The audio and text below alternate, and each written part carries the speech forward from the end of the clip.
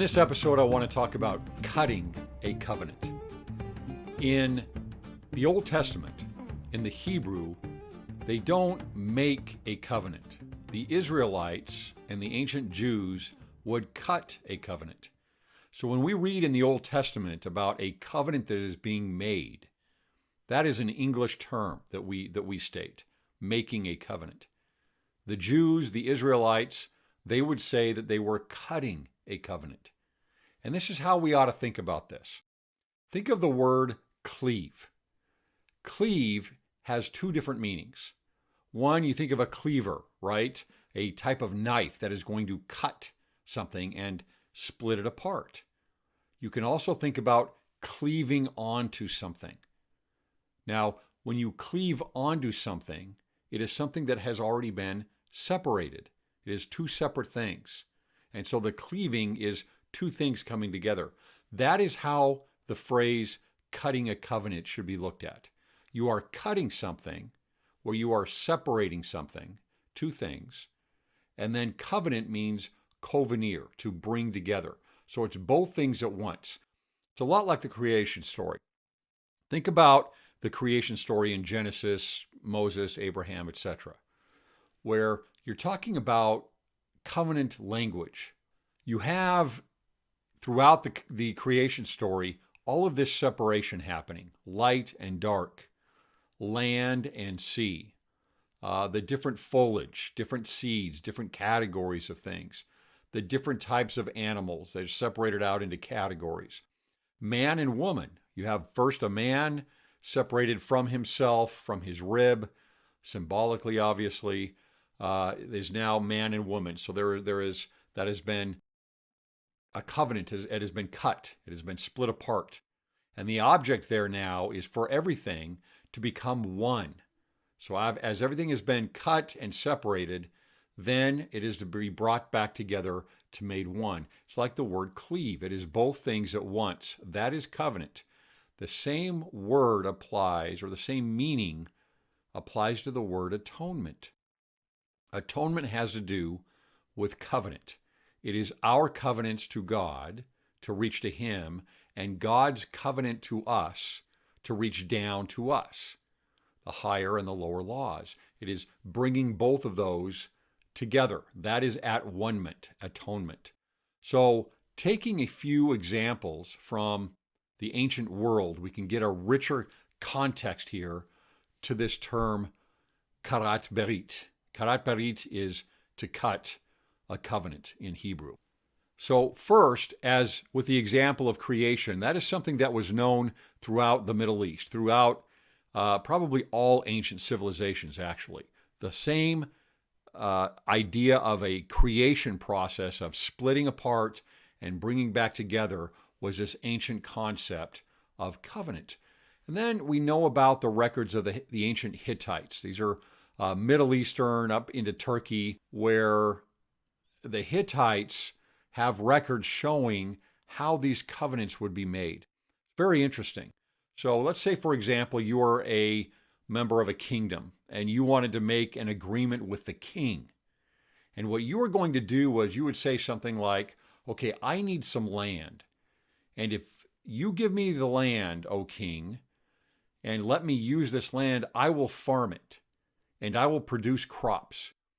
And you're going to give me X amount of land, and I'm going to give you X amount of crops every year to the palace or the temple treasury as a tax for being able to use this land, like a lease. And we're going to make this agreement. Well, how do we do that? Well, what they would do, one way that they would do this is they would record down how the covenant was made, how the agreement, the contract was made. And then they would take an animal. Sounds very strange to us in modern times, but they would take an animal and they would cut its throat, or they would cut it up into pieces, or oftentimes just in half. They would cut the covenant. And then that would be also a penalty that would be associated with that covenant that would say, where the vassal, the citizen, would say something like, if I don't if I don't follow through on these terms of this contract, then may what has happened to this animal here happen to me. It was pretty serious, right? But that was how it was enforced. Now, it may not be that that's exactly what would happen as a penalty. It was more maybe used symbolically, but that was how the covenant was made. It was cut. It would be a cut covenant. And then they would keep the records of this, and of course everybody knew that there was going to be some type of enforcement that would be in place so that both sides would keep the terms of the contract. Additionally, another example of how this would be done, we talk a lot about the stick of Joseph and the stick of Judah that we hear about in the book of Isaiah. We always look at that like, okay, we've got the stick of Judah is the Bible, and the stick of Joseph is the Book of Mormon. That's usually what we hear. And that's true, that's fine. But why? Why are these sticks? And a lot of times we think, well, it was a scroll rolled up around a stick or something, which is not how they did it. But let's say let's take a step back here and look at this a little closer and get a little richer idea of what this means. This is covenant. This is two separate pieces of the same thing being split apart and then brought back together. So, as an example, you see in the land of Egypt that there are always two different Egypts. There is an upper Egypt and a lower Egypt.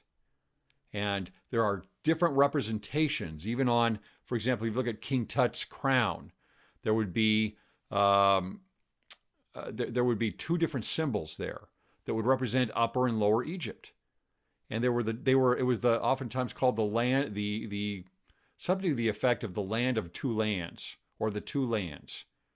And so it was, in a sense, a covenant where you had Lower Egypt, which is actually in the north, because it goes by how the Nile runs, and then you would have Upper Egypt in the south. And these would work together. And they were two different lands of the same land, but two pieces. Think of covenant, right? Cutting a covenant. It's the same thing happened in Israel, right? You had the land of Judah to the south, the stick of Judah, and you had the land of Joseph, or Ephraim, his heir, his son. The northern area, the northern land of Israel was called Ephraim, and it was Joseph who was the head of that. So that would be the stick of Joseph as well. Now, yes, it has to do with the Scriptures, because the Book of Mormon comes from Lehi, who is Ephraim's, or comes from Manasseh, the tribe of Manasseh, who is Ephraim's brother. Manasseh is also the son, actually the oldest son, of Joseph. And, of course, the Bible comes from the land of Judah, from the Jews. And so you have the stick of Joseph and the stick of Judah. But looking at it further, we can look at it in a different way. Anciently, one way that they would make these contracts, and the same thing, contract is a covenant, it's the same thing, is they would take a stick, or let's say a larger piece of wood. And one thing they would do is they would write down the terms of the contract on the wood. They would engrave it. And they might have the terms of, let's say again, the example of the king and the citizen. They might have the terms of the king on one side and the terms of the citizen on the other. Or maybe they would put both terms from both sides on each, on both sides of the stick. Or let's say the left side of the stick and the right side of the stick. And then they would go down the middle of the stick, or the piece of wood, and imagine a jigsaw going down and cutting it in a specific way so that the terms were mirrored on each side of that cut. And then you would have now two pieces that were one, just like Adam and Eve, right? You have two pieces that were one. One of those pieces you would put into the temple treasury, or the palace treasury, that would be held under the king's administration. The other would be held by the citizen. And let's say he goes off to farm the land, he comes back, and as he reports to the tax collector or the king's representative, the treasurer, they would have his stick their portion of the stick, and they would bring it out, and the citizen would bring his portion of the stick, and they could match them, right? Because the cut would match perfectly. And they would have the whole contract then brought together at that point. So you have, just like the two sides of the stick, you have the stick of Joseph and you have the stick of Judah. And in fact, the word testament, we think of the Old Testament and the New Testament, probably a better translation into English would be the Old Covenant and the New Covenant is the way. That would probably be better if we termed it that way. And with the Book of Mormon, we have the Book of Mormon, another testament or another covenant of Jesus Christ. And so that brings it all full circle to show us that yes, it's the stick of Joseph, and yes, it's the stick of Judah, but these are covenants. These are two pieces of the same people, originally the tribes of Israel, that would be brought back together again. As you hold them together, it's like a representation of the northern kingdom of Israel and the southern kingdom of Judah being brought back together, as all things need to be brought back to be at one or at one-ment. And that would be the representation of covenant with the Scriptures. Lastly, in conclusion, we can look at the Savior himself.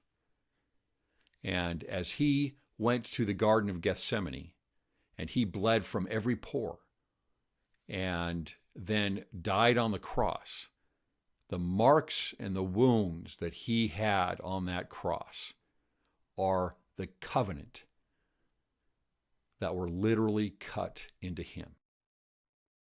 He is the Karat Berit, because it is he that was cut. It was he that was wounded. And it is he that brings the atonement, the at-one-ment, the covenant to us. And we see the representation of this as he came back from the resurrection, as a resurrected being to the disciples, and then down in Bountiful in the Americas, where everyone came and felt his wounds. Why does he hold on to those? Because he is the Karat Berit. He is the cut covenant that brings us all back together. I'll talk to you next time.